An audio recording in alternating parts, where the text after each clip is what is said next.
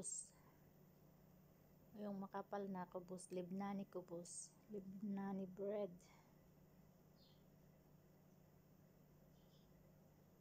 Ayan, anuhin lang natin, pira-pirasuhin lang natin. Tsaka natin ihalo sa nilagang beans, ginisang beans. Masarap to guys.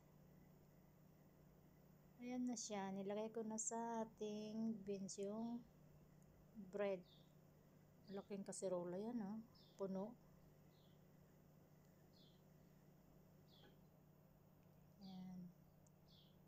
Lapit nang maluto.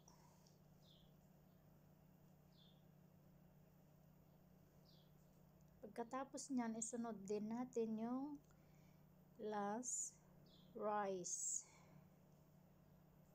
Yan na yung rice makbos natin guys.